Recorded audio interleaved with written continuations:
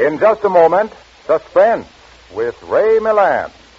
Say, Harlow Wilcox, do you know what day this is? Do I know what day this is? Does a dame know what a date is? Does a truck driver know what a spark plug is? Well, Why, listen, my Autolite friend. This is the day you plagued me with silly questions when I tell you about Autolite resistor spark plugs, Autolite stay full batteries, Autolite ignition systems, and 400 other Autolite... I guess I got you, Harlow. That's not the answer. Why, Hades, ladies, of course that's not the answer. Here's the answer. This is SP Day, Autolite resistor spark plug day. And furthermore, it's the day before T-Day. T-Day? Sure, that's tomorrow, Truckers' Day. Oh. The day all the American Trucking Association fellas get together in Washington to chin, chuckle, and chortle over their carefree careers as their trucks cross the continent with no thought of trouble or terrain. Well, how come? Well, my friend, I wouldn't say that Autolite spark plugs and stay full batteries are wholly responsible, but, well, use your own judgment. I'll take your word for it, Harlow. Now let's switch to Suspense.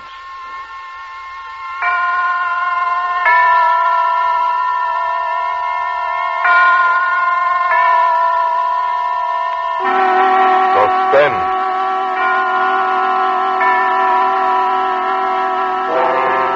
Autolite and its 60,000 dealers and service stations bring you radio's outstanding theater of thrills. Starring tonight, Mr. Ray Milland in Anton Leader's production of Night Cry by William L. Stewart. A tale well calculated to keep you in suspense.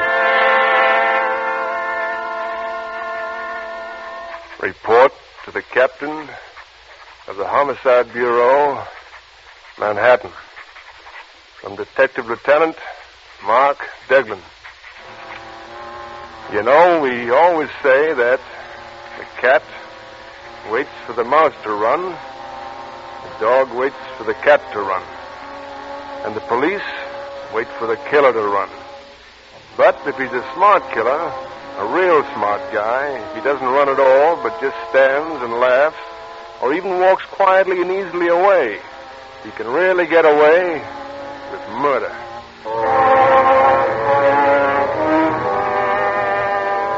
There's a lot of murder around Homicide Squad beside the stiffs we work on. Like the knifing I got when they passed me up and made you, Lieutenant Knight, an acting captain and head of the squad. Funny how a little promotion goes to a guy's head.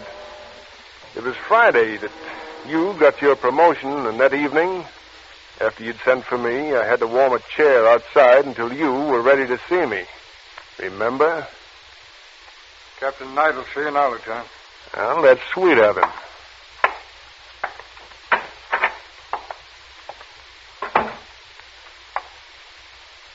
Come on over and have a chair, Deglin. Mark? Sure. Why not? Congratulations, Captain Knight. That's one of the things I wanted to talk to you about, Mark. You know, I didn't want this. I didn't do anything to get it. Sure. Of course, playing golf with the commissioner's brother-in-law had nothing to do with it. You know it didn't, Mark. The force isn't run that way. Now, look, I've worked with you for a long time, and there's no reason why we can't get along fine. Sure, no reason. I'm the first to say that you're the best man on Homicide, Mark. And, well, it's not my place to tell you, but I think you ought to know the reason why you didn't get the promotion instead of me. I'm listening.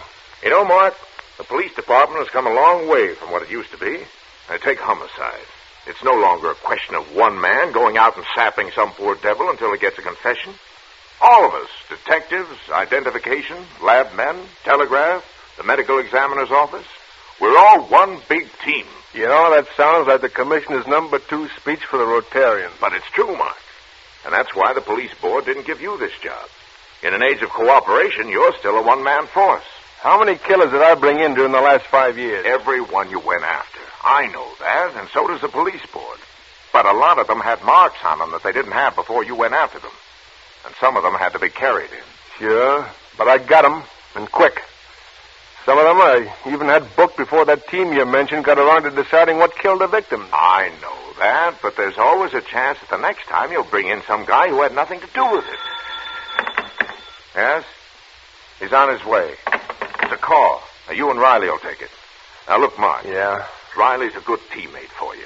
He's proud of the force, you know, and he'll be just as proud of your work as his own. And we'll talk about this later. Sure. After I bring in another killer.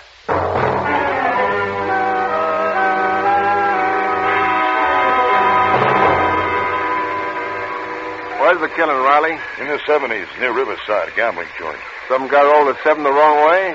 Could be. Mark, I was sorry to hear about forget about it, Dan. If I'd wanted a desk job, I wouldn't be a cop. I'd rather bring him in than look at him after they're brought in. Come on, let's go.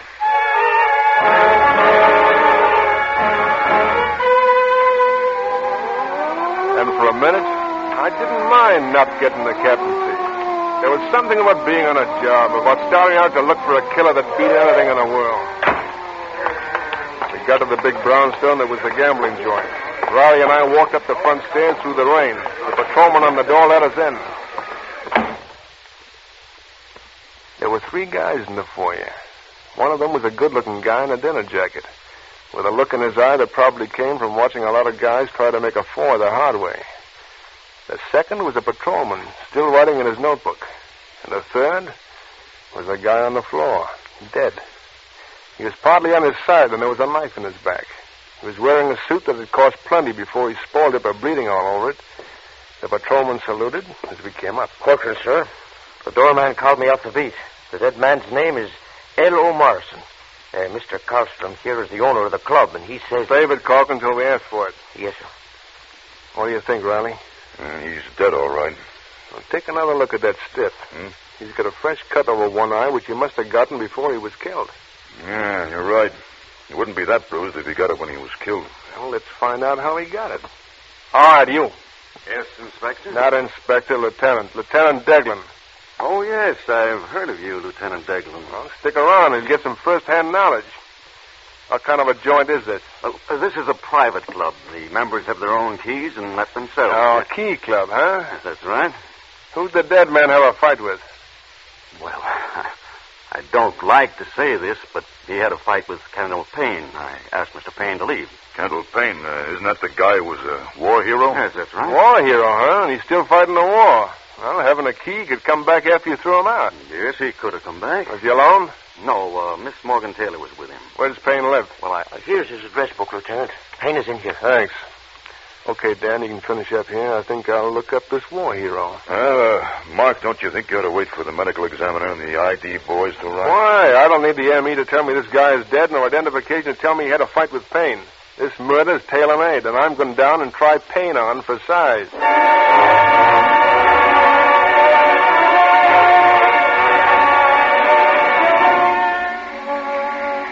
There was a short street just off the Hudson River where a lot of artists and dock wallopers lived. There was a dim light in the hall, and I went up the stairs. Light spilled out from under the door that had Payne's name on it, and I knocked. All right, it's open. He was sitting on the bed. He had an army kit bag open and partly packed. There was a white bandage over his right eye, and the drawers of the bureau were open. Now, what do you want? Little talk. Your name Payne? Yeah. But you're not anyone I know. Beat it. We'll get acquainted. This, badge will introduce us. You know what you can do with that badge. You know, I almost forgot you were a hero.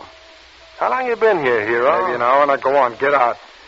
How'd you get to be a hero, Payne? With a knife? Look, I don't know you or your badge. Now go on. Get out. Yeah, you're a tough little punk, aren't you, hero? Especially tough for a boy who's just killed a man. What are you talking about? Where's the dame you were with? Maybe she can tell you about the guy you had a fight with, then went back and killed. Look, you keep her out of it. Look, Sonny, you were maybe tough overseas, but back here you're just another meatball. Now talk. What are you, a tough cop? Well, let's see. How tough? Sure, I'm a tough cop.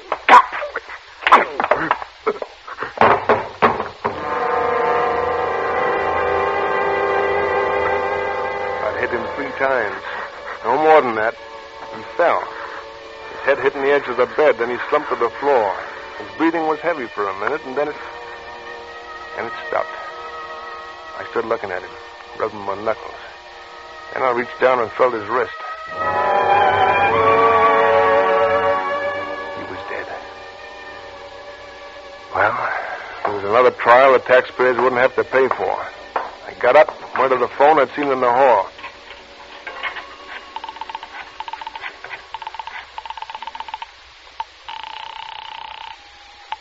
Night talking. Deglin here. Look, I just... Wait a minute, Mark. Hey, close that door, will you? Now that the case is broken, Mark, they're talking their heads off. Case is broken? Yeah, it was Karlstrom. He got panicky and started to run. You know, Riley, when they run, he shoots. He nailed him in the shoulder, and Karlstrom thought he was going to die and confessed. The dead man was into the gambling house for $50,000 and wouldn't pay, so Karlstrom stuck the knife into him. Hello? You still on? Yeah. Yeah, I just dropped some change. Did you find Payne? I think he's cleared out. Clothes and the bathroom stuff's all gone. He has. Well, he probably saw something. He didn't want to get mixed up in it. Well, we can always put out an alarm on him. Go home and get some sleep, Mark. Sure. I'll get some sleep. While I hung up, walked back into Payne's room. I looked down at him. Thought what a lousy time to make a mistake. Well, there was only one smart way out. I had to bring Candle Payne back to life long enough to be seen taking a run-out powder. I needed some good, reliable witnesses. That way, I could get away with murder.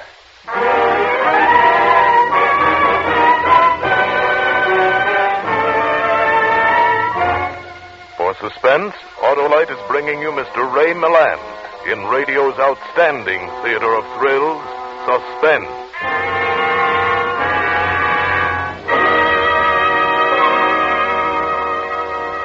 How in tarnation do you say so much about Autolite spark plugs in so short a time? Why, that's easy, Hap. Do you want the high points and the lowdown on these master magicians, these motor marvels, these monuments to Autolite ignition engineers? Well, plug one ear and spark to this. Well, if I must. By Cornelius, I'll plug these Autolite resistor spark plugs anytime, any place. Do you want your engine to idle smoothly as a sultan's harem, purr as contentedly as a Persian kitten, run as tirelessly as a perpetual motion machine? Well, Then you want Autolite resistor wide gap spark plugs. Why, that wide gap in these new Autolite resistor spark plugs means as much to your car as Donald Duck means to duckdom, Chessie means to catdom, Lassie means to dogdom. No. Why, by Cornelius, when you replace your old narrow gap spark plugs with the new Autolite resistor wide gap spark plugs, your car refuses to be satisfied just to run better, save gas, and save dough. With Autolite resistor spark plugs, you cut interference with radio and television reception. That's important, mighty important. And what's more important, you ought to get all your neighbors to march right down with you to buy a set of Autolite resistor spark plugs tomorrow morning. Do it right away, Hap. Don't keep me in suspense. Okay, Harlow. Here is Suspense. And now, Autolite brings back to our Hollywood soundstage Mr. Ray Milland as Detective Lieutenant Mark Deglin in Night Cry, a tale well calculated to keep you in suspense.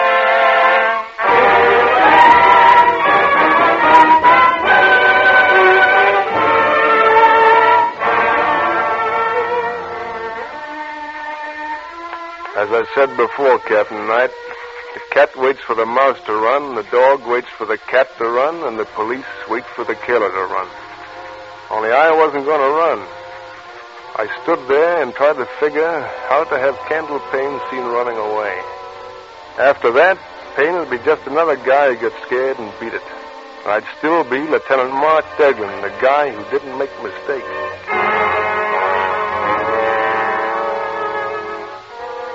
It took me a while, in the night and the rain, to do what I had to do. Quite a while. But I finally got to my own apartment.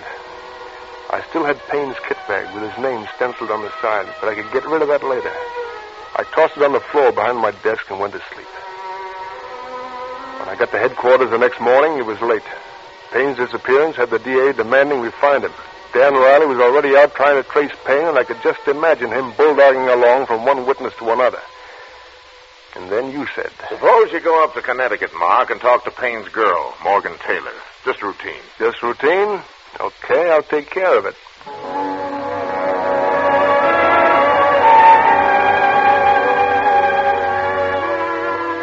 I found where Morgan Taylor lived from the Greenwich post office.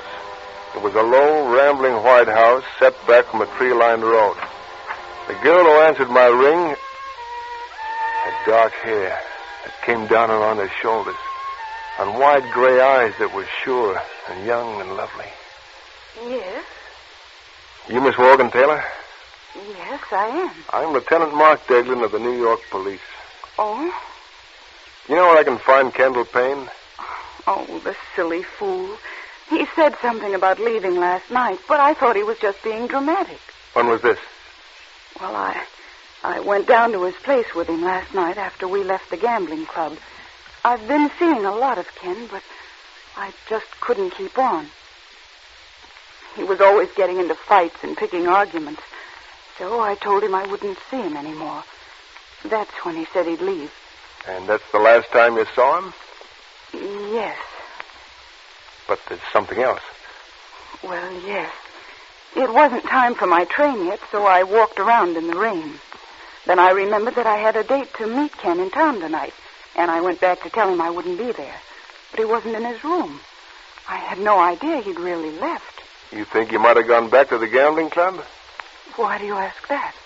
Well, after you left the club last night, a man was killed. The man Payne had a fight with. And you think he ran away because of that? Well, he might have. Ken was, well, pretty neurotic. You in love with him? Oh? I'm very fond of Ken. But that's all, Lieutenant. But I'd hate to think that anything happened to him. You've no idea where he is now. If you'll wait a minute, I'll go with you. I was just getting ready to leave myself. He might show up to keep that date with me tonight at Morney's on Bleecker Street. We can wait for him there.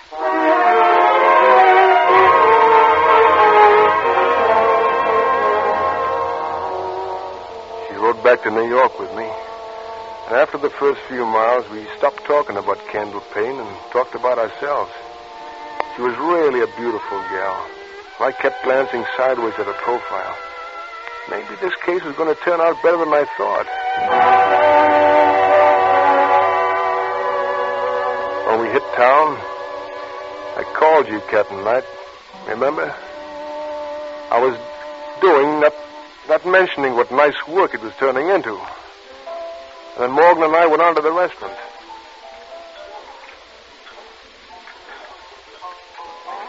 Since then, I've just played around, I guess. I know what you mean. Look, it's past 8, Morgan. What time was Payne supposed to meet you? 7?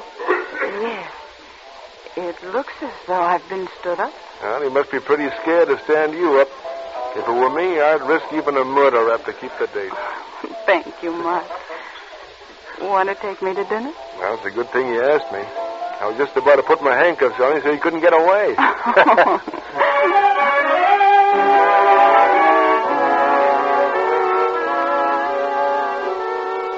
I got into headquarters early next day. I just finished calling Morgan to say good morning.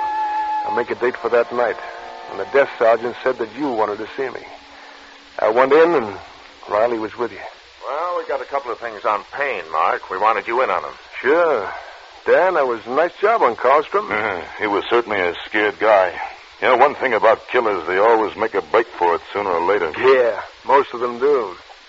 What's doing on Payne, Knight? I'll let Riley tell it. It's his story. There's nothing much except I talked to a number of people who think they saw him. I got a couple of them outside. Might as well bring them in, Riley. Yeah, okay. Morning, Gold. Sure. This is Captain Knight and Lieutenant Gold? Deglin. Gold. The Gold's a cab driver. He got out of bed to come down and help us. Hey, sure, Chief. Anything to help you guys out. Okay, Gold, tell him the story you told me. Yeah, sure. Like I said, I pick up this fare downtown last night about 1 o'clock. Big guy with a bandage over one eye. He was carrying one of those soldier kit bags, you know. Wanted to go to the station, Grand Central. Was in a bad temper. Now, take a look at these pictures. Oh, now, where did I put that other... Oh, here it is. It might have been either one of these two. They look a little alike. Without the bandage, I couldn't swear which one. Okay, thanks, Gold. If we need you later, we'll call on you. Hey, sure. Anytime, Chief. Anytime at all. Well, pretty close. One of the two was a picture of Payne. Who was the other one he thought looked like Payne? An old newspaper picture of you, Mark. Me? Yeah. You didn't know I collected all your publicity, did you? It'd been funny if he just identified you. Yeah. Yeah, very funny. Who's your other witness, Riley? An old lady who lives in the house across the street from Payne's place. Will you come in now, Miss Meacham? Miss Meacham, this is Captain Knight. How do you do, Mr. How do Meacham? you do? This is Lieutenant Deglin. Mrs. Meacham, Mark. I've seen you, Lieutenant. You have? Oh, yes. Oh, well, maybe it was when I was over to Payne's the other night, huh? Oh, no, I didn't mean there. In the paper. Oh. Your picture's been in the papers a lot. Yeah, I guess it has. Mrs. Meacham, Detective Riley tells me that you saw several things the other night, things that puzzled you. They certainly did puzzle me, Captain. Do you see quite a few things in the neighborhood, Mrs. Meacham? Well, some say that's all I do. Well, I say when a body gets old like me, there ain't much left but looking. Of course. Now, what did you see the other night, Mrs. Meacham? Let's see. Oh, that was night before last. Well, like I told Mr. Riley, I couldn't sleep. So I was up late and I saw Mr. Payne and his girl go in. But I didn't see her come out. You didn't see her come out? I made tea. Might have missed her. I have to have my tea, you know. But I did see her go back in later. How much later? Oh, maybe half an hour, or maybe more. But before she came back, somebody else left. Well, that must have been Payne. Well, I don't rightly know. He was wearing a bandage and was carrying his kit bag, but he didn't wave to me. Didn't wave to you? Oh, Mr. Payne always waved to me when he went out. So it was mighty funny he didn't that time. Well, maybe he just forgot. What happened after that? No, sir, he never forgot to wave. Oh, well, anyway, about 20 minutes later, Mr. Payne's girl came back. She stayed just a little while and then went away. That's very interesting, Mrs. Meacham. Is that all? Of course it is. And that was a lot for a neighborhood where nothing ever happened. Well, thank you very much, Mrs. Meacham. We'll call you if we need to talk to you again. Well, I won't remember any more than I have. Well, let's go, boys. Where are we going? I've been behind this desk so long, Mark, I'm getting calluses. I'm going over to Payne's room with you and Riley.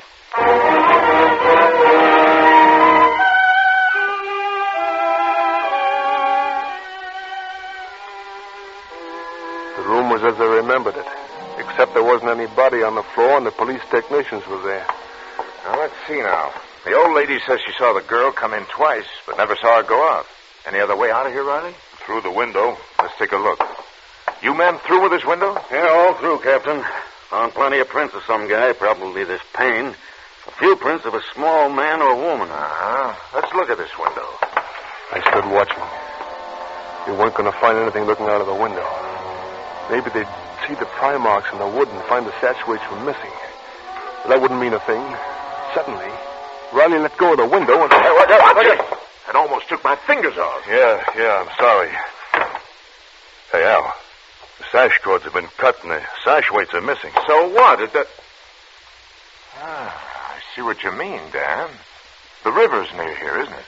That's what I was thinking. Okay. We'll call the harbor patrol and see what we get.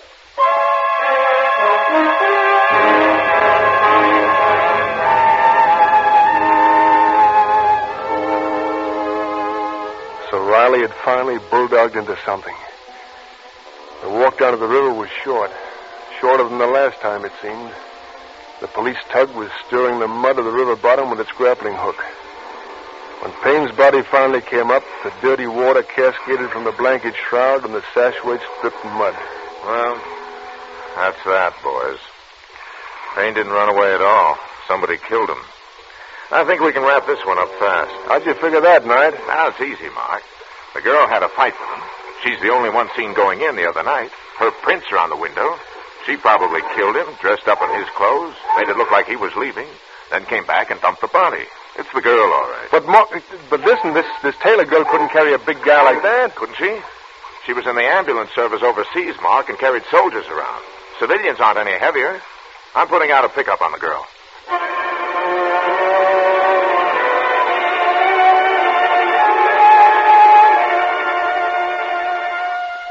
Well, that's the way it was. I had an out, but it was the one out I didn't want. I didn't want the chair getting Morgan Taylor. Not when I wanted her. I'd have to fix it some way. I had to go home and think. Well, I hadn't been there long when...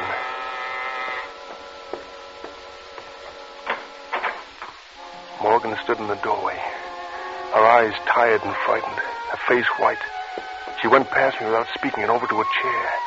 When she looked at me, I knew I was right. I had to find some way to save her. Mark, I just heard. They want me for the murder of Ken. I know, honey. Well, why did you come here? Why? Why, because... Where else would I go, Mark?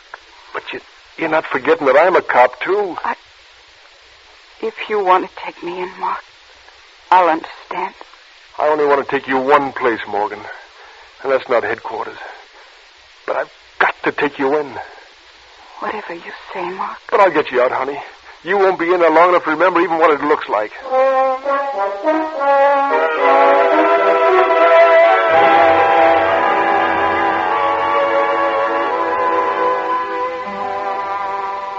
After they booked her at headquarters, I went back to the apartment. I had to figure out some way to save her and myself. But first I had to get rid of that kit bag. If she'd seen it, everything would have been ruined. Besides, it was stupid to leave it around.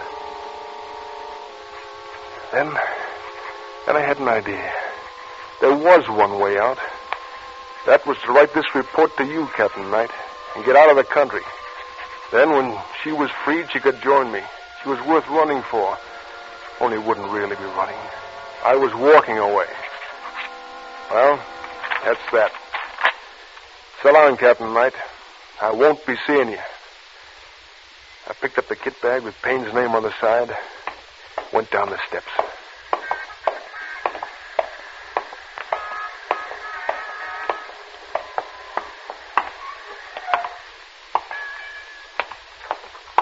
Hello, Mark. Riley, what? I think I got a lead on the girl, and I thought you'd want to be in on the kill. But I got it, Dan. I just turned her in.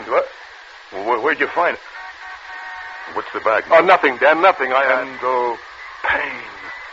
Mark. Look, I found it. Where? In his apartment. I was there yesterday, and we were all there today. Look, what's the matter? You think I'm lying? I don't know, Mark. Say, what time were you at Payne's the other night? Look, Dan, I got something to do. Look, we'll talk about this case later, huh? Wait a minute, Mark.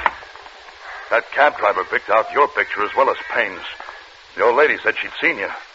Maybe they knew what they were talking about. Listen. You weren't surprised when we found those sash weights gone, or even when you saw Payne's body dragged out of the river. Oh, there's nothing worse than a cop who's turned bad. Mark. Get out of my way, Dan. Hey, Mark.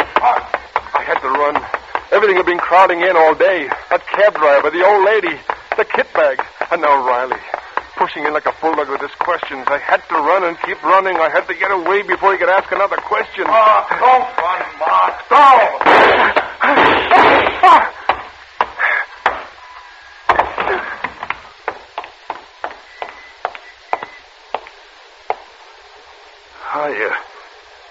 You shouldn't have run, Mark. You know what happens when a guy runs.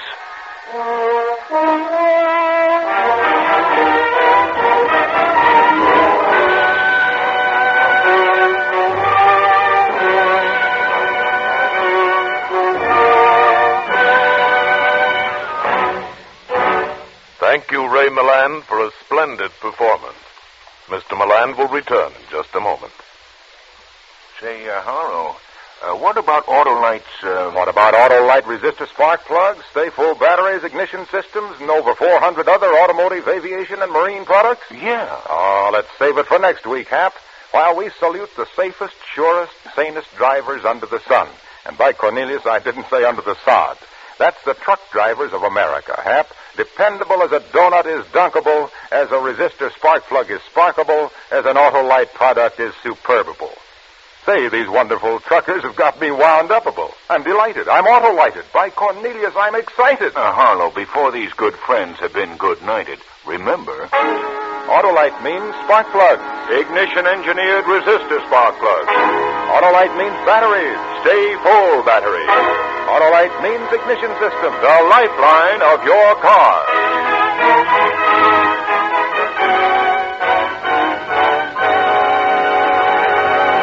And now here again is Mr. Ray Milland. It has been such a pleasure to appear here tonight with this great cast of suspense actors, and I'm expecting almost as much pleasure from listening next week when radio's outstanding theater of thrills brings you Lucille Ball in A Little Piece of Rope, another gripping study in Suspense. Ray Milland may currently be seen in the Hal Wallace production So Evil, My Love. Tonight's suspense play was adapted from the novel of William L. Stewart, Night Cry, which will shortly be made into a motion picture. The music was composed by Lucien Morawek and conducted by Lud Gluskin. The entire production was under the direction of Anton M. Leader. In the coming weeks, Suspense will present such stars as William Powell, Agnes Moorehead, John Garfield, Edmund O'Brien, and many others. Make it a point to listen each Thursday to Suspense, radio's outstanding theater of thrills. And next Thursday, same time, hear Lucille Ball in A Little Piece of Rope.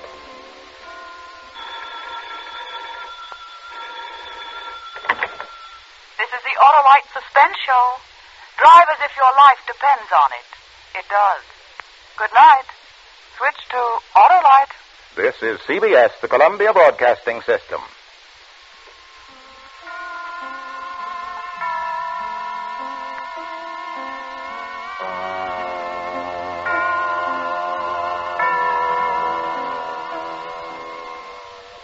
In just a moment, Suspense with Lucille Ball. Hi, Harlow. Well, look who's here. Say, it's mighty nice of you to be sitting around all week just to hear me tell more about Autolite. Oh, I haven't been waiting around all week. Why, I was way up in Oregon. Oh, that's swell. That's swell. Hey, Hap, do you know the real story about Autolite Stay Full batteries? Well, sure, I know the real story about Autolite Stay Full batteries. Needs water only 3 times a year in normal car use. What a battery. Stay full, that is. Why, by Cornelius, an Autolite Stay Full battery has more liquid reserve than a centipede has legs, than an ocean has waves, than a rabbit has, well, rabbits. Water, whales spout it, geysers gush it, people drink it, but Autolite Stay Full batteries carry good old Aquapura so long and so well, they take a drink about as often as you have a birthday, a wedding anniversary, and a New Year's celebration. Only 3 times a year in normal car use. And let me tell you something else. You'd better get an Autolite Stay Full battery before... Before you go on some more, Harlow, let's listen to Suspense.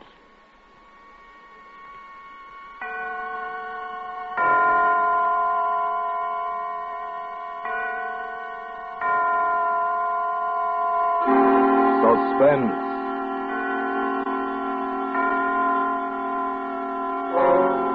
Autolite and its 60,000 dealers and service stations bring you radio's outstanding theater of thrills. Starring tonight, Miss Lucille Ball in Anton Leader's production of A Little Piece of Rope. A tale well calculated to keep you in suspense.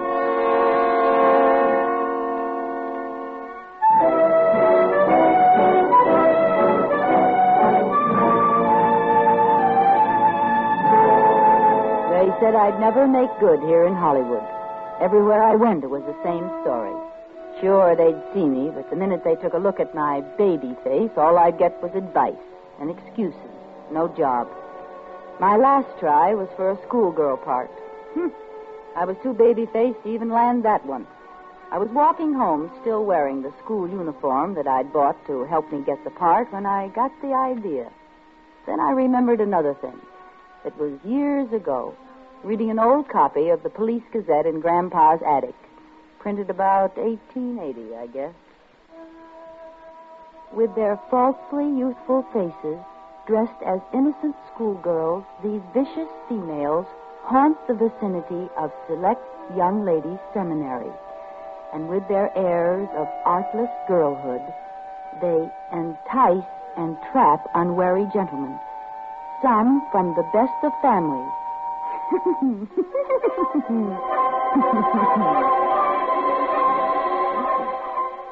It was funny then. But now, well, those gals were suckers. I take the exclusive gents for all they've got and give absolutely nothing. That's how I made good in Hollywood, up to $1,000 a month good. I just take a little walk.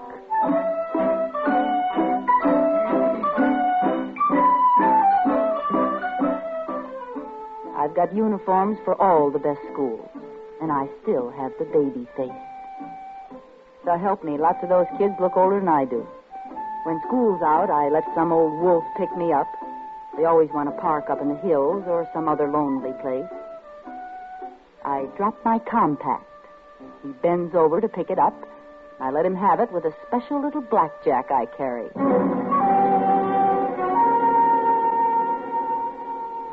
Then I leave, taking their wallets and any letters I find. You'd be surprised at some of the letters some of them do have. Makes a dandy bank balance now and then. Them? Remember, I pick 'em old enough to have families, dignified jobs. Would they want to admit to chasing Bobby Soxers? They never squawk. My landlady thinks I'm the ideal tenant. She's no trouble at all, the poor little thing. Infantile, you know. Has to take long walks every day and rest the rest of the time. Never any fun or dates like other pretty girls. Well, lucky she can afford it, I say. Be a county ward otherwise. And so sweet and quiet, uncomplaining, poor little soul. Yes, Mrs. Tilford is a swell character witness. Of course, I always wear a coat over those uniforms near home, and I keep them locked up just in case she snoops. Yes, I've got a nice career in Hollywood. That is, I did have till last month. You going out in this cold, Isabel? Oh, this is a good heavy coat. Well, don't you overdo now. These walks are just what the doctor ordered. Anyway, you sure look healthy enough. Oh, thank heaven for that. Anything I can pick up for you on the way back? Oh, no, thanks, dearie. I got everything done. Goodbye now. Bye. I was dressed for Miss Cadwaller's school this time, and it was just letting out when I got there. I didn't have long to wait. You know, you get so you can tell by the way the cars move along the street if the guy's on the prowl. This one was driving a big black coupe, and he was a little younger than I liked, about 40, but you can't be too fussy. I stepped off the curb, pretending to look for a bus. Waiting for the bus? Why, yes, I am. Which one? The Bel Air bus. Oh, I say, that's a shame. Why? I just passed it back there. Broken axle. Oh. You know, I think I've seen you passing my house. What street do you live on? Cameron. Oh, sure. I'm just over on Bender. Hop in, I'll take you home. Oh, well, you're a neighbor. I guess it's... Gee, thanks, Mr. Rice. Alex Rice. Insurance. How do you do? Like school? I hate it. School's no fun. I'd like... What? Oh, excitement. Danger. I suppose you think I'm pretty silly. No. No, I think you're the kind of girl who'll get excitement and danger. Really? Yes, really. Look, it's so early yet. You like to take the long way through the hills? Pretty there now. Oh, yes, I'd love to. I think the hills are divine.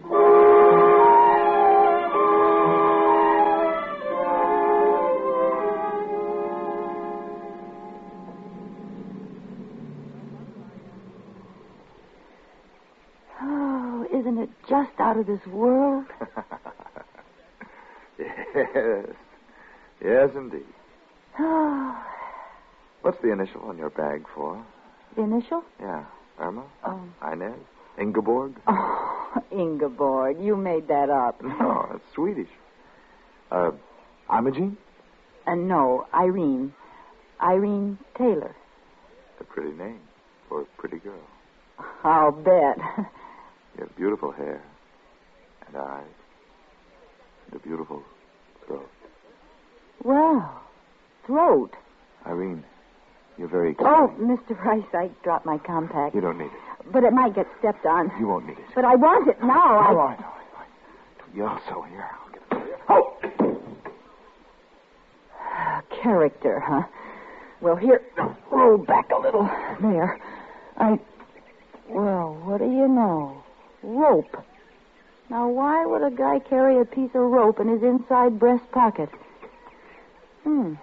Nice wallet. Well, goodbye, Mr. Rice, and thanks for everything.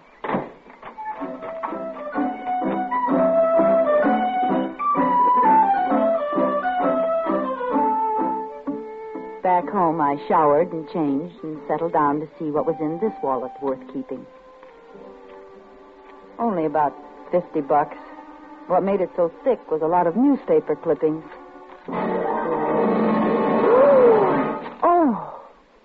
Oh, no, it can't be. But it was. Those clippings were all about the strangler who'd murdered 5 girls in the last year left them in the hills with a piece of rope around their necks and never a clue.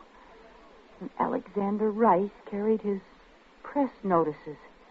Alexander Rice carried a little piece of rope in his inside breast pocket, picked up girls, drove into the hills. And Alexander Rice wasn't his name.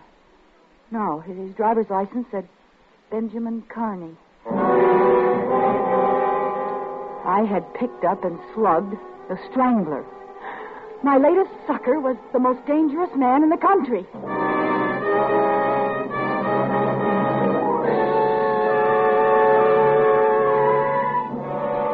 For Suspense, Autolite is bringing you Miss Lucille Ball in radio's outstanding theater of thrills, Suspense.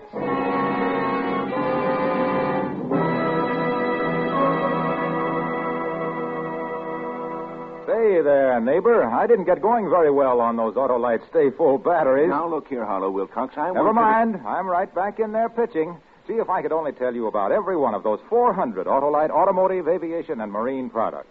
Well, that takes real breath, lots of breath.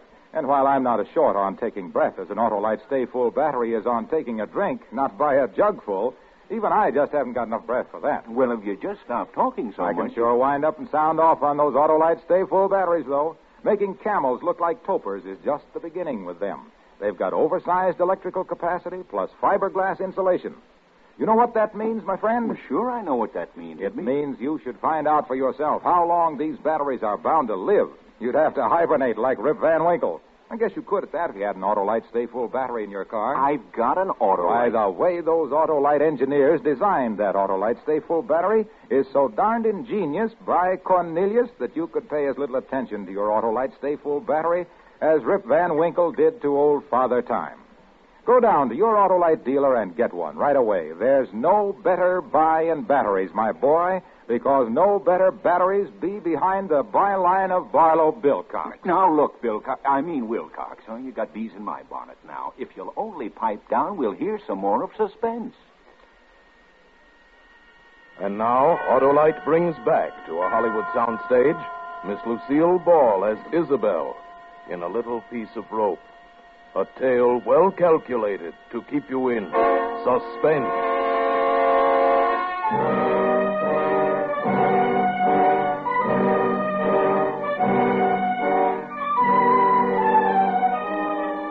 At first, I just shivered over my narrow escape. Why, if I hadn't been out to get him, he'd have gotten me. I'd be number 6 in tomorrow's headlines. Then I suddenly realized I was the only one who could identify him. I can't be silent, let him go on killing. I've got to go to the police station and tell them. I started to go out when it occurred to me I couldn't. I didn't dare go to the police and take the chance of exposing my own racket. If that ever came out, and it probably would, San Quentin, here I come. It seems they're a little stuffy about people who carry blackjacks and steal wallets and sell letters. So instead, I went for a walk. A real one this time, and tried to think. Pretty soon another thought hit me. He knew I could identify him by now. Strangler was no fool. He'd have me figured out and know the kind of place and time to look for me. And he'd certainly be looking for me, to kill me, to shut my mouth forever. I had to find a way to...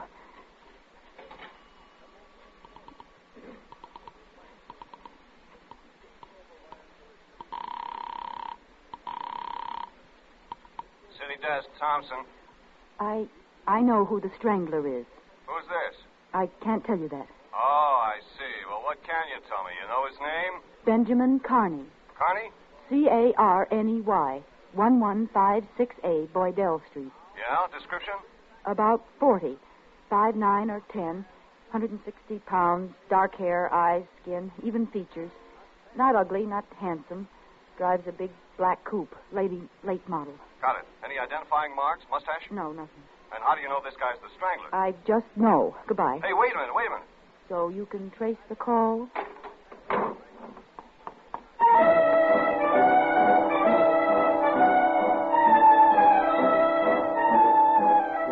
There'd been hundreds of phony clues, and he thought mine was another. But surely they'd check that name and address. All the way home, I had a creepy feeling he was around somewhere, following me, waiting. The evening paper barely mentioned my call, just listed it with several others. Radio wasn't very much better. The Enterprise woman phoned in a description of the killer as a 40-year-old brunette, medium height and weight, with no distinguishing features, driving a new black coupe. Police checks revealed that such a man, with the name she gave, had moved from the address given several months before the first of the Strangler murders, but there is no further trace of him. Investigation continues, but it is believed this is another spite accusation. A Portland, Oregon woman reported the Strangler as the man who entered her hen house last night and... No use phoning again. I didn't think a letter would help much either, but I tried. Being careful it couldn't be traced to me, and mailed it to a newspaper that night. Hey, Mike, you going to the courthouse? Take this to O'Shea, will you? Another Strangler letter telling all. Why can't he just strangle letter writers? One more and I'll strangle somebody.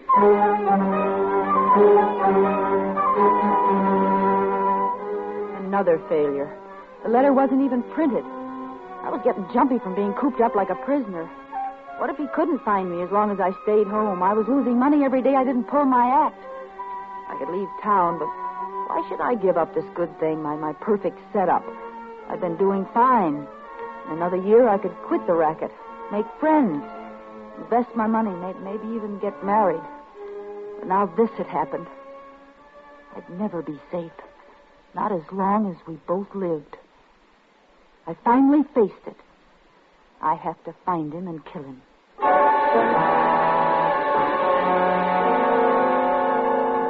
This time I put an ad in the personals column. Would he see it? Well, I'd run it till he did. A.K. Rice can book your rope act for mutual profit. Have immediate out-of-town engagement. Signed, Slugger. Rope act. Mutual profit, huh?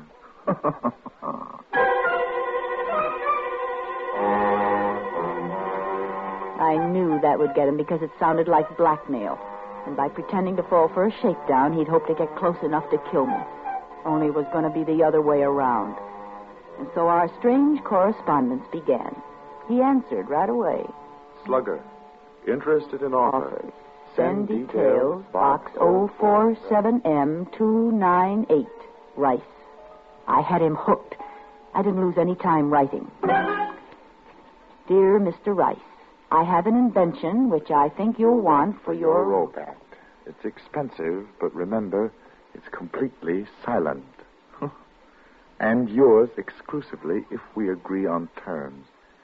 Signed, Slugger. Mm-hmm. Completely silent. Delicious. And expensive. Yes, indeed.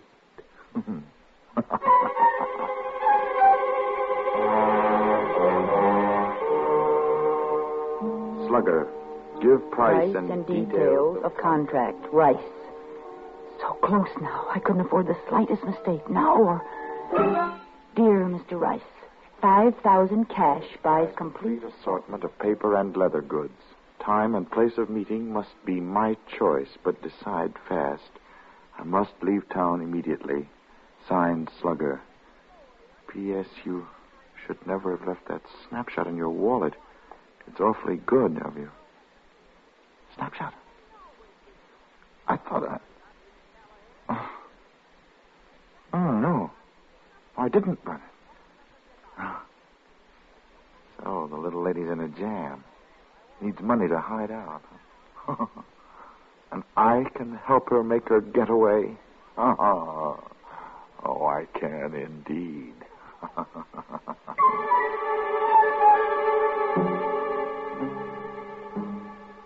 Slugger, price okay. We'll close at your convenience, Rice. I've got him. My plan was as foolproof as I could make it. I packed a suitcase with the kind of clothes I'd hate to be found dead in, and maybe I would be, and told Mrs. Milford I was taking a vacation with friends. Oh, I'm so glad, dearie. I said to Miss Knight yesterday, that child should have country air. City air just don't do the same for you. Yes, I know it'll do me good. And you stay longer if they ask you. Don't worry about me holding the apartment for you. Well, thanks a lot, Mrs. Tilford. It's certainly nice of you. I have to catch that train now. Goodbye. Goodbye. Have a nice time now.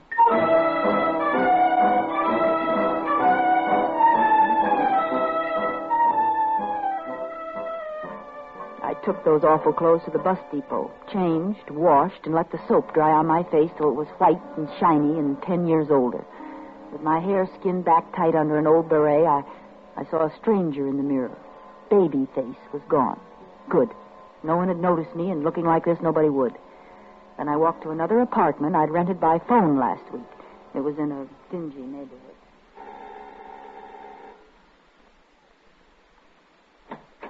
I'm Miss Sproat. Oh, Miss Sprout, you can move right in. The people left yesterday. Here, this is the key. It's the first door at the head of the stairs. Fine, I'll go right up. It ain't clean yet.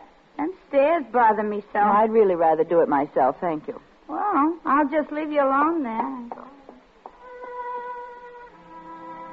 Now I was Miss Annie Sproat, librarian, and I looked as much like Isabel Towns' baby face as an alley cat looks like a Persian. I sat down to write the last letter.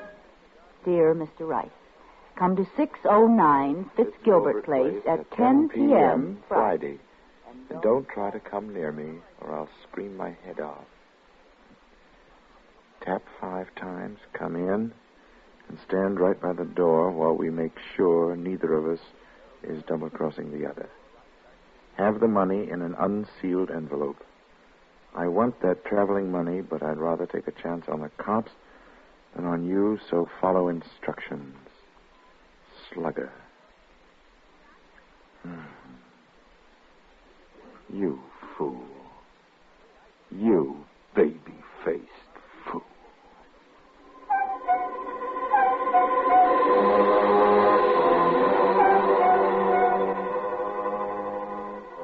He'd have to make sure the layout was right before he'd dare attack me. And the more precautions I took, the more he'd believe I was on the level. Near the door where he'd stand, I put a chest with a lamp on it. That was my booby trap, that lamp. The room was so dimly lit, he'd have to light my lamp to look at the wallet. And when he pulled the light chain, he'd shoot himself. I had a gun fixed where the bulb should be, and the chain pulled the trigger. It was set to get him in the chest. Heart, if I was lucky. Dead or not, I'd leave him there for the cops, with his wallet and clippings. Pretty cute, huh? And I'd skip out the back way with all that beautiful money, go to depot, become Isabel Towns again, safe and free.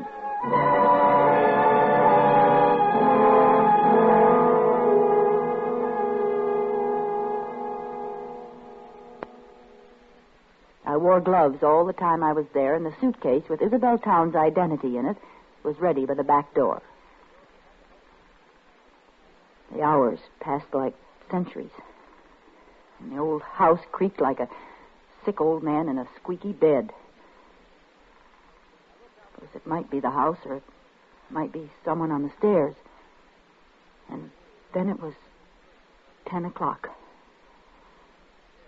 I was standing at the other end of the room, facing the door. The light was very dim.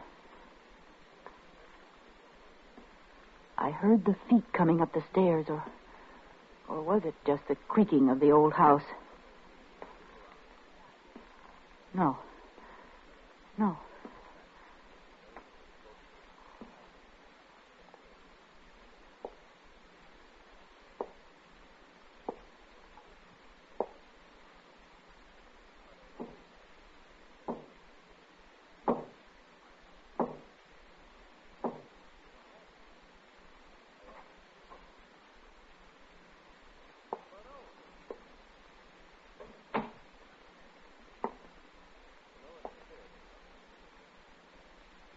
Good evening, Slugger.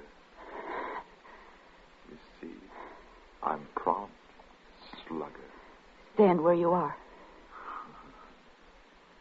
Certainly. Did you bring the money? Yes, indeed. Here. This envelope. Throw it down in the middle of the room, between us. Go ahead, throw it down. It'll stay there while you examine the leather goods. You have the wallet here. Yes. Throw the money. I can't reach it from here, you know. It's quite safe. All right. There. The wallet. Where is it? On that chest beside you, by the lamp. Yeah.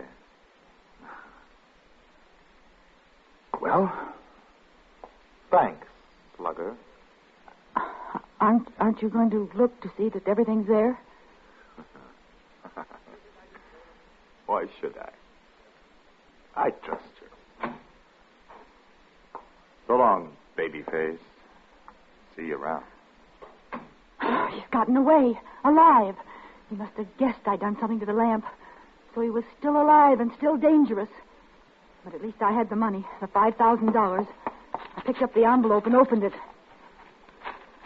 There was nothing in it but pieces of newspaper cut to the size of bills. Why, you dirty cheat! I ran to the door and opened it. I looked out, but he wasn't in sight. Maybe I could catch him before he got out of the house. Oh, you won't get away with this.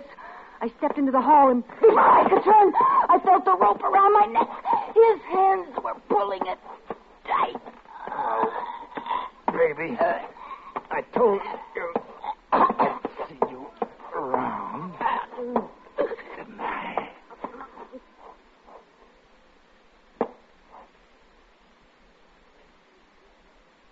There you are, baby. You're paid off in full. Now, we'll just go back inside.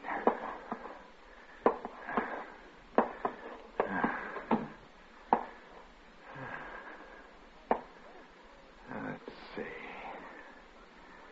I guess you'll be safe on the floor while we finish our business.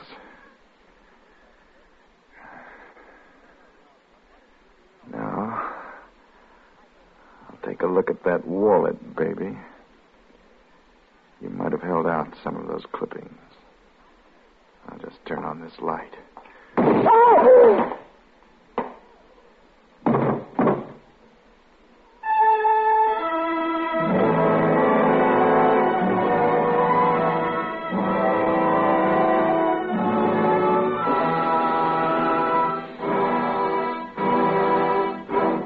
Thank you, Lucille Ball, for a splendid performance. Miss Ball will return in just a moment. Say, Hap, you going back to Oregon? Well, how? It's a nice trip if you can get it with an Autolite Stay Full battery. You know, I'd advise you to get a sign for your thumb saying, any car with Autolite Stay Full batteries can carry me. I forgot my canteen. But how, Of course, you could buy an Autolite Stay Full battery and simply insist that whoever picked you up use your battery. But you couldn't get back to Oregon that way. No, sirree. They'd never let you out of the car just so they could keep that wonderful Autolite Stay Full battery. Let's see. After you got to Oregon, you could go to Washington, Montana, Minnesota, Maine, New York, and But Florida. Harlow, I've been trying to tell you I've got an Autolite Stay Full battery. Oh, well, then you know that Autolite means battery. Stay full battery. Autolite means spark plug. Ignition-engineered spark plug. Autolite means ignition system. The lifeline of your car.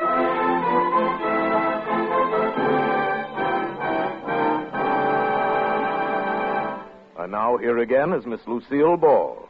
It's always a great pleasure to appear on Suspense, especially when the part is so unusual and exciting. That's right, Miss Ball. The part of Isabel tonight was very different from your regular radio role on My Favorite Husband. Plug? Why not? Why not?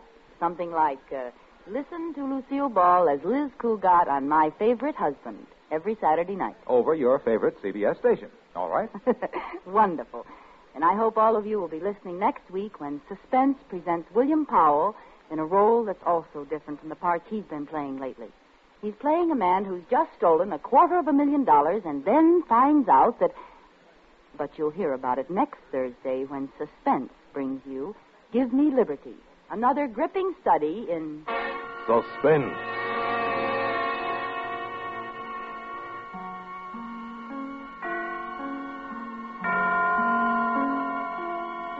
Lucille Ball may soon be seen in the Paramount production Sorrowful Jones. Barry Kroger was heard tonight in the part of the Strangler. Tonight's suspense play was written by Virginia Cross, with music composed by Lucian Moraweck and conducted by Lud Gluskin. The entire production was under the direction of Anton M. Leader. In the coming weeks, Suspense will present such stars as John Garfield, Margaret O'Brien, Sidney Greenstreet, Agnes Moorehead, Edmund O'Brien, and many others. Make it a point to listen each Thursday to Suspense, radio's outstanding theater of thrills. And next Thursday, same time, hear William Powell in Give Me Liberty.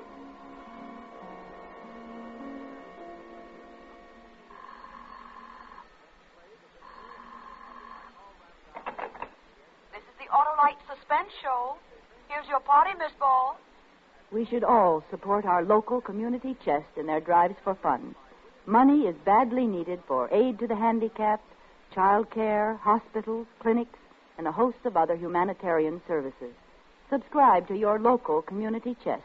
Everybody benefits, everybody gives. Thank you. This is CBS, the Columbia Broadcasting System.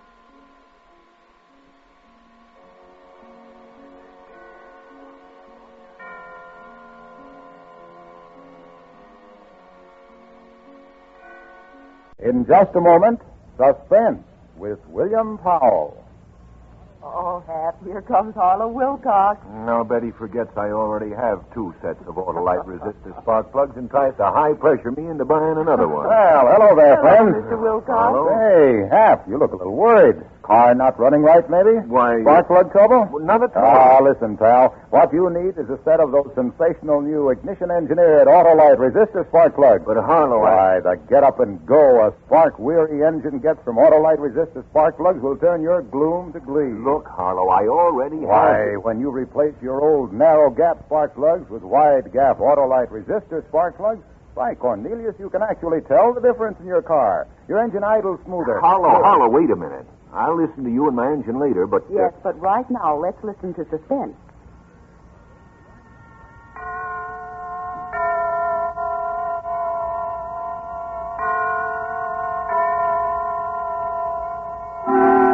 Suspense.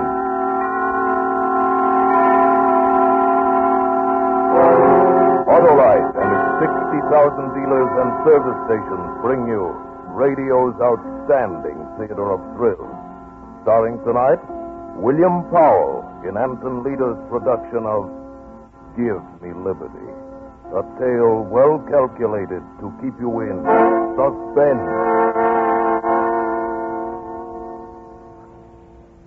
I embezzled $250,000. I want you to know that needed brains, planning, patience. I devoted 3 years of my life to the trick, and I got away with it. $250,000. Of course, they caught me very easily, but they couldn't find the money. So they handcuffed me, brought me back to stand trial. The judge was as big a fool as the others. 7 years is a long time, Mr. French. The insurance company will agree to a much lighter sentence if you will reveal where you've hidden that money. But I only smiled. So my right wrist was handcuffed to the left wrist of a detective, and they put me aboard a train bound for the penitentiary. I could see that the detective had instructions to soften me up. He was much, much too kind. You're comfortable, Mr. French? You want a magazine? Anything? Well, I'd like to be able to lift my hand without raising yours into the air. Can't you guard me without being quite so attached to me? Sure, I guess we can work that out. I'll tell you what. You sit next to the window. I'll kind of box you in. And that way you can wear the cuffs all by yourself and nobody loses. Thank you. Let me get my key. There. Off of me, on to you. Wonder if I've made a good change. Feels clumsy. Oh, you get the hang of it in no time at all. The biggest trouble is when you read a paper. 5 inches of chain don't give you much room to turn a page. Well, then I better leave the newspaper for a less constricting occasion. I'll have 7 years for reading. 7 years. And $250,000. Say, how smart does a guy have to be to get his hooks on so much lettuce? Would you like some of it? Now, you kidding. Well, let's make a deal. You drop the key to those things on the floor, and go have yourself a nice lunch. Sure. And when do I see Mr. French again? When I meet you to pay off. Uh-huh. I wouldn't be taking kind of a chance there, would I? Stupid conversation, and I was only making words. I looked out at the fields and brooks and houses rushing past. I wouldn't see these things for 7 years, not counting time off for good behavior. But then I'd be free again. And I'd have my $250,000. Not a bad salary, huh? I'd use my brains for myself this time. Suddenly... Everybody all around! There's another train on the track!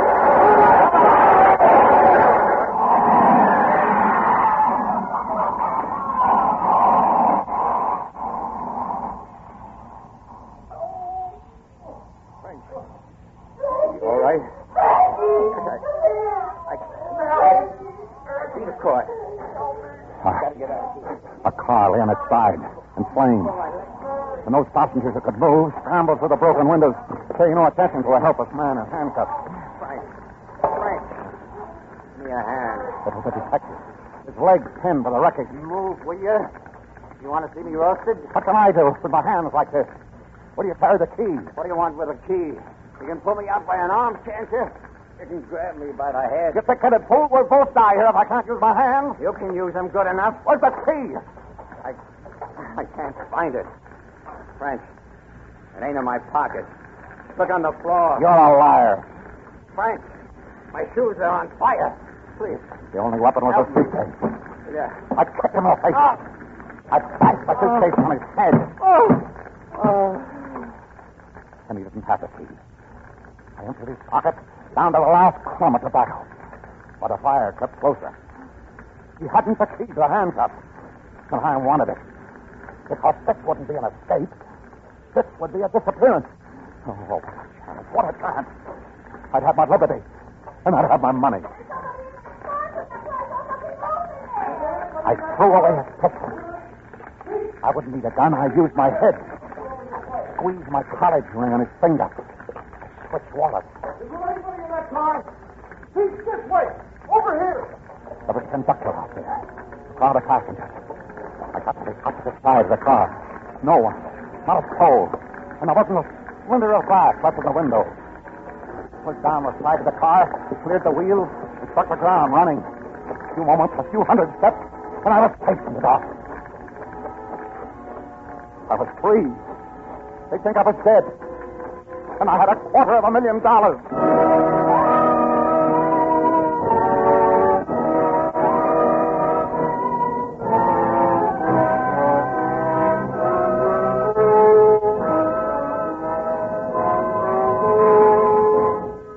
Suspense, Autolite is bringing you William Powell in radio's outstanding theater of thrills, Suspense.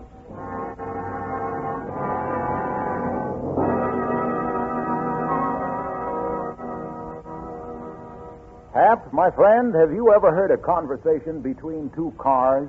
Two cars? Hello, Wilcox, are you crazy? Crazy like a fox. Listen, a sorrowful-looking sedan came up to me on the street the other day and said, "Pardon me, pal, but have you got a potent pill for a sput-puttering engine that keeps popping along on poor firing spark plugs?" Well, this car had sure come to the right man, old ALRSP Wilcox. ALRSP? ALRSP for Autolite resistor spark plugs, of course. Oh. Well, before I could answer this fumbling four-door, up glides a cute coupe with a mellow murmur and says, "Say, chum, if you want to hum and hustle on the highway, if you want to idle smooth as a satin slipper, if you want better luck with lean gas mixtures, actually save gas, why, switch your narrow gap plugs for a set of those wonderful, sensational wide gap Autolite resistor spark plugs. What's more," continues this chatty convertible, "Autolite resistor spark plugs cut down spark plug interference with radio and television reception. Really, the spark plug of the future. Why, I was talking to a delighted television set. Wait a minute, Harlow. Now you've got a car talking to a television set. By Cornelius Hap, television sets, cars, and everybody are talking about Autolite resistor spark plugs. And no wonder, because new Autolite resistor spark plugs have a 10,000 ohm resistor, ignition engineered right into the spark plug, and a wider spark gap setting that means smoother idling and gas dollars saved. Autolite resistor spark plugs fit any make and size of car, and don't forget, Autolite resistor spark plugs are backed by the reputation of Autolite and the over 400 automotive, marine, and aviation parts made by the Autolite people. Pipe that. Okay, but right now, let's pipe Suspense. And now, Autolite brings back to our Hollywood soundstage William Powell as Earl French in Give Me Liberty. A tale well calculated to keep you in suspense.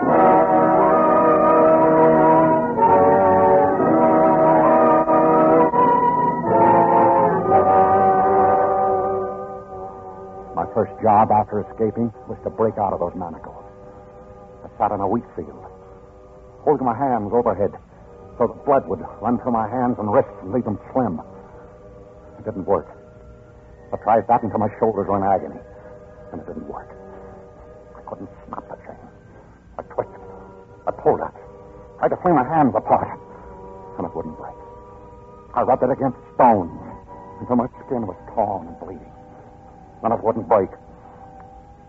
By this time it was morning, and I was pretty desperate. I found a match in my pocket. I ran into the woods that bordered the field and built a fire. First the chain grew hot, and then my wrists. But I held them over the fire until I couldn't keep back the scream. And not until then would I believe that I needed help. I pushed through the wheat and the corn beyond it, and I stumbled down a slope into a barnyard. Down, Jack, down. A woman was standing near one of the hen houses, a pan of chicken feed in her hand. What do you want? There was nothing to say. She'd seen the handcuffs. Come on, speak up. But What do you want? I'm innocent, I swear to you. I'm innocent. Where you from? How'd you get away? Well, we were going up to the prison, and there was an accident. Well, what do you want from me? Could you lend me a file? And if you could spare some food, I'll be glad to You pay don't for... have to pay me for anything. Wait here. Jack, go up. The fool went into the house, and the dog sat down on its belly and placed its nose between its paws, and its eyes never left my face for an instant. And then through the stillness, I heard the cranking of an old-fashioned wall telephone, and I knew what she was doing. I ran like a whirlwind.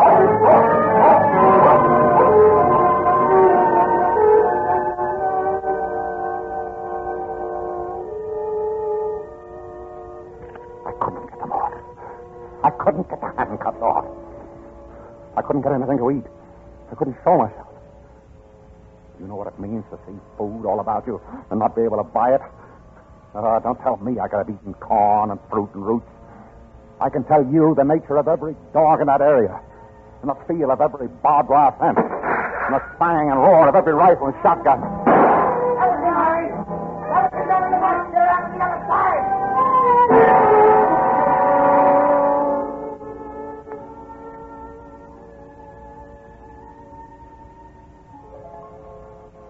Crept into a village one night and forced up the window of a hardware store. I wanted a file, just a file. Do you know what they carry in hardware stores these days? Glassware, kitchen gadgets, garden tools, seeds, ovens, rat poisons, dressers. But then I moved behind a counter. The hardware store has to have a file somewhere. And my foot struck a wire, just across the floor.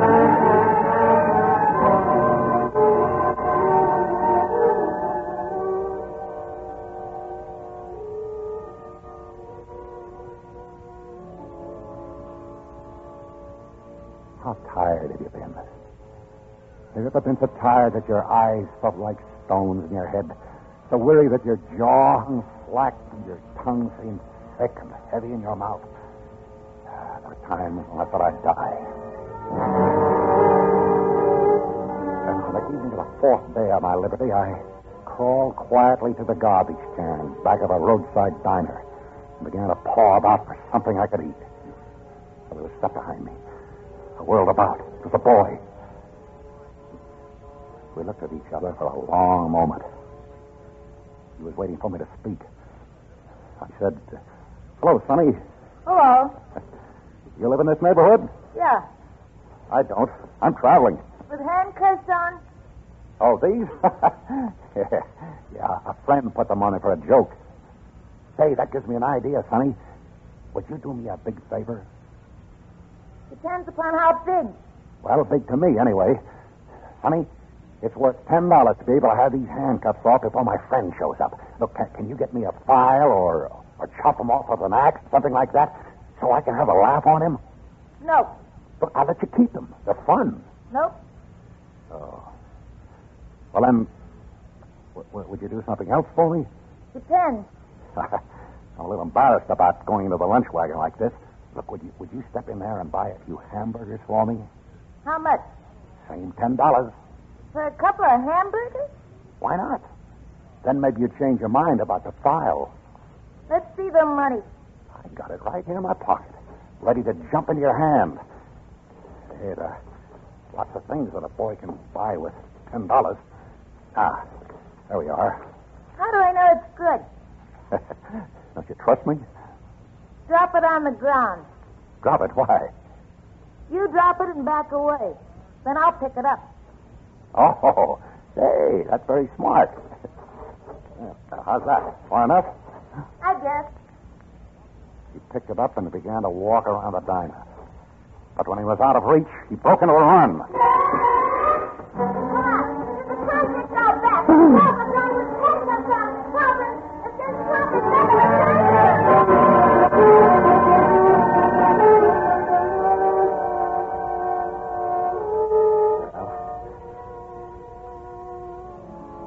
I got away. And I couldn't tear them off. I couldn't. I had $250,000 ready away, and it was worthless to me. Do you know it can be bought with $250,000?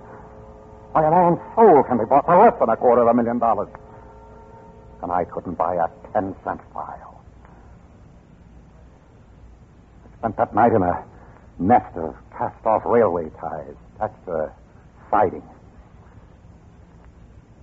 I opened my eyes in the morning. I had company. There was a hobo sitting on the top of my fortress-like bedroom. A very unusual-looking hobo in blue jeans and a navy coat. She was counting my money, smoothing each bill with loving care. She grinned when she saw I was awake. Good morning, chum. You sleep like an honest man. What's the matter, chum? Never speak till they bring you orange juice? Listen, I'm in trouble. I want you to help me. To get the bracelets off? Yeah. Oh, chum, wouldn't that be kind of silly? I might lose all this hard-earned dough. Look, there's more where that came from. A lot more. I'll make you rich. Yeah, I heard that one before. So long, chum. Listen to me. I got $250,000. Yeah, I get feelings like that, too. Come back, will you? It's true. Don't you read the papers?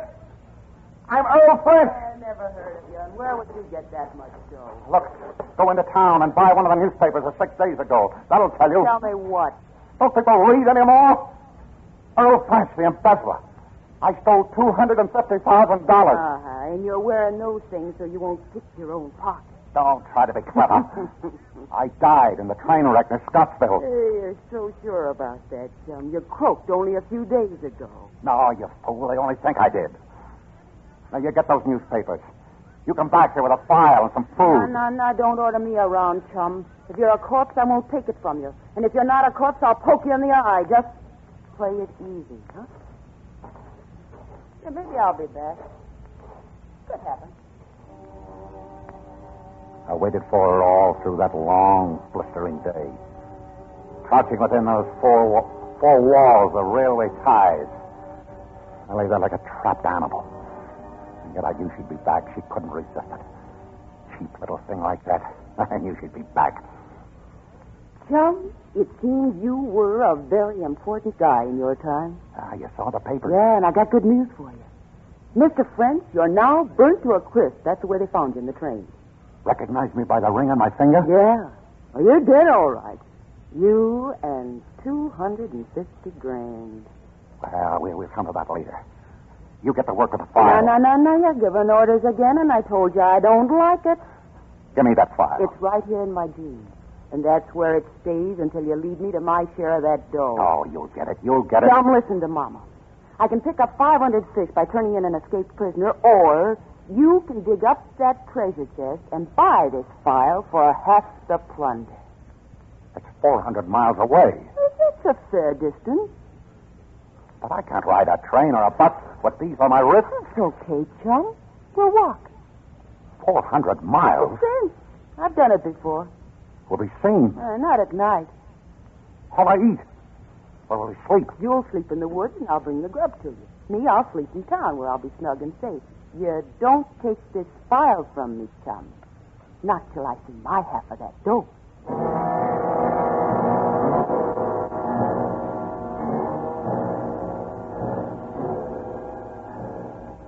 And that's how it was. That same evening, we started a walk. At first, it wasn't so bad. It gave me time to think. And I knew I'd think of something. You know, there's kind of a sneaky look about you. What? You figure that in 400 miles, a lot of things can happen. Oh, no. After all, I want to do what's fair. Let's split. If we don't, I'll split your skull, and don't kid yourself that I won't, little chum. Been waiting a long time for a break like this.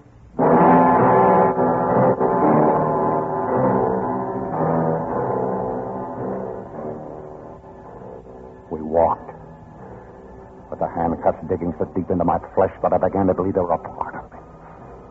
Yeah, she brought me food, but she wouldn't come close enough to hand it to me. And every time I reached for anything, it was torture.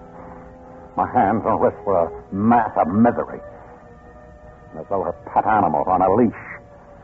My friend always walked 6 paces behind me. She was too smart.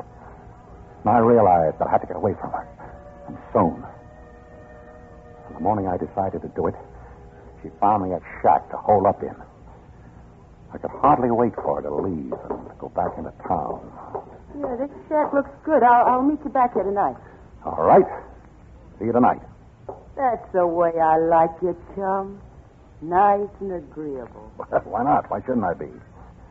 See you tonight, as usual. Sure there isn't anything special you'd like me to bring you to eat? No, nothing special. Uh-huh. Say, chum, I think you'd better turn around. Why? It's... Hey!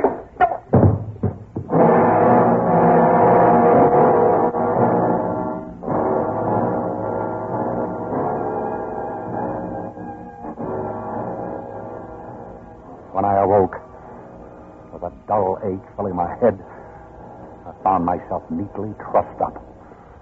I could move a little, but not enough to get free. Talk about female intuition. She had guessed that I was going to try to get away from her, and she beat me to it. But I didn't give up, though. She'd have to make one mistake. So the next night, we'd stop for a rest. Hey, friend. Yeah? How can you be sure that dough is still there? It's safe. How do you know? What kind of a place do you hide it in? You'll see. Hey, don't you trust me? Of course. As much as you trust me. And it's time we stop playing this little game. Now get out that file. When I see the dough, little chum. Pick them off, will you? How long do you think I'm... Shut up. You'll wake up the neighbors. On, move. No. I said move. No. That money's mine. And you'll never see it unless I want you to. And we'll go to it the way I say. Chum, you're making me mad. You get out that file and take these off. Go on, get it out. I can give orders, too. What do you think you are, an animal trainer? No, that's not a bad idea. Is it? But it happens that I'm not an animal. And it happens that... What's that for? You can't frighten me with a knife. I wouldn't try. You use that on me, and we both lose out. Whenever my old man used to teach one of us kids, he always said the same thing. He said, never use a switch thicker in your thumb, breaks the skin, but no bone. A kid can go on watching. A switch? Yeah, like this one. Nice and green and limber. That's all the knife is for. I wouldn't use a knife on a buddy. You won't use that either. Put it down. You know, this is something I wanted to do ever since I found you sleeping in those railroad ties. You going to get up? No. This'll hurt. I'll kill you someday. I swear I'll kill you. I once had a husband like you. Brave enough outside, but once anybody put on the pressure... You talk too much. Go on, I'm calling your bluff. I'm sick of hearing you talk. All right.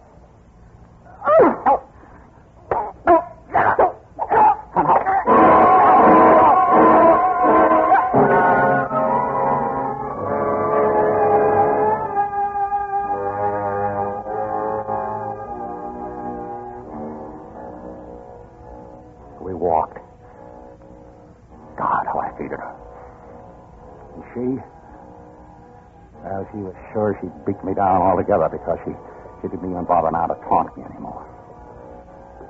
She was very quiet after that, and a little careless.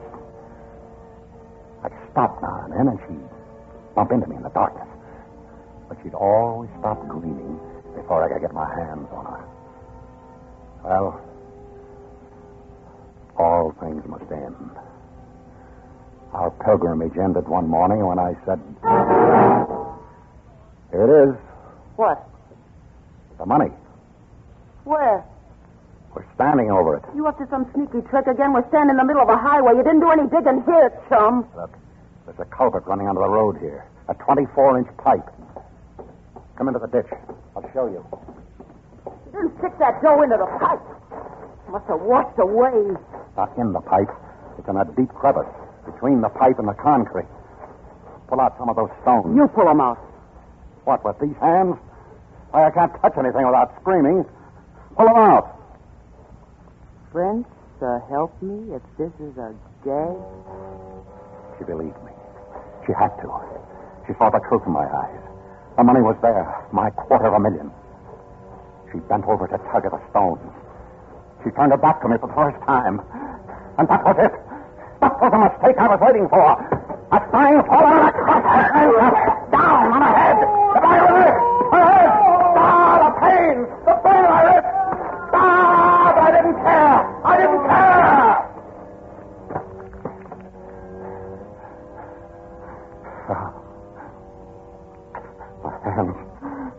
My hands. Covered with blood. Her blood. Mine. She was dead. But I couldn't move. My hands. My poor hands. I had to wait until the shock drained out of them. Finally, I reached into her pocket for the file. It isn't there. It must be in this one. No.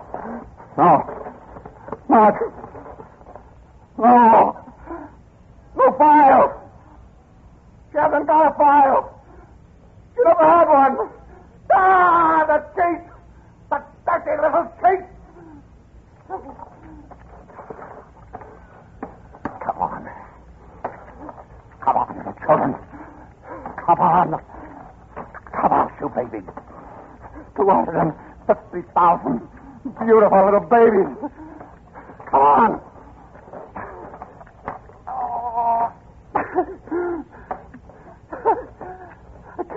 I can't get hold on it. I need a few pieces. I can't. With these handcuffs on, I need one arm free. You handcuff you. I'll break this chain if I have to. Rip my hands off. I'll get that money. I must have the money. I want the money.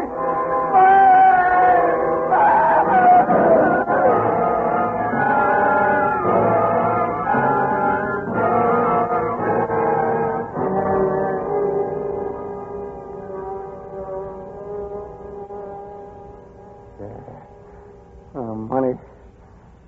It's my money. That's the way I found him, Chief, sitting in the ditch beside a dead girl and babbling like an idiot.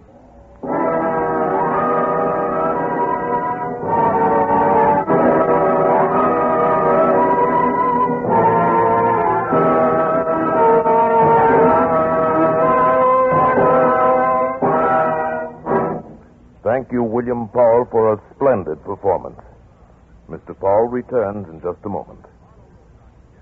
Well, Hap, my friend, now... Harlow, I've been trying to tell you I already have 2 complete sets of Autolite resistor spark plugs. Congratulations. Everyone should have a complete set of Autolite resistor spark plugs. Those modern miracles of Autolite ignition engineers, those monuments to tireless Autolite research. So, friends, why not drive down to your nearest Autolite dealer tomorrow, early tomorrow, and get your car a set of Autolite resistor spark plugs. They're sensational. And not because I said so either, but because they really are. Autolite means spark plugs. Ignition-engineered resistor spark plugs. Autolite means batteries. Stay full battery. Autolite means ignition system. The lifeline of your car.